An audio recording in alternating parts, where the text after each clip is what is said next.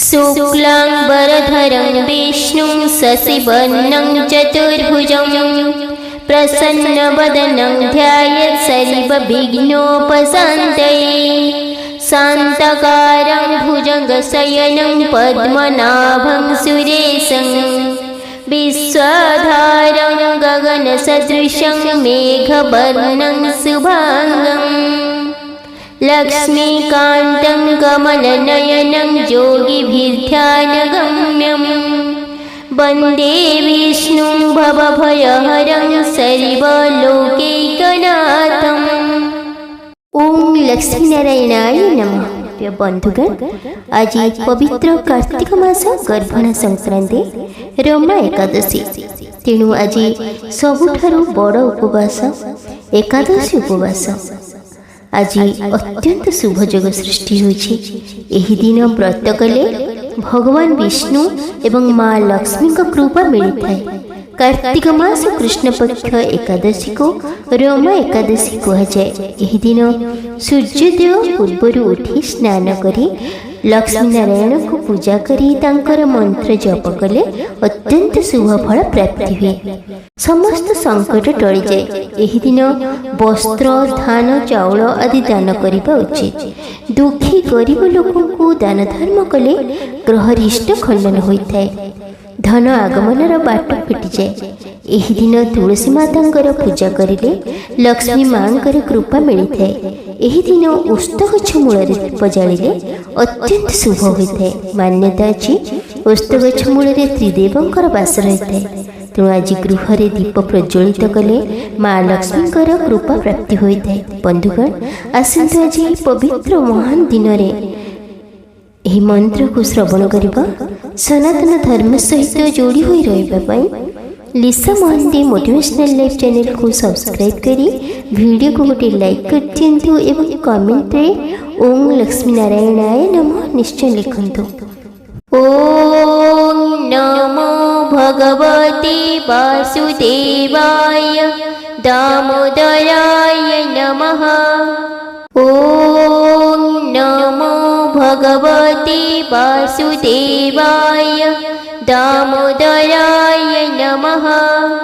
ओम नमो भगवते वासुदेवाय दामोदराय नमः।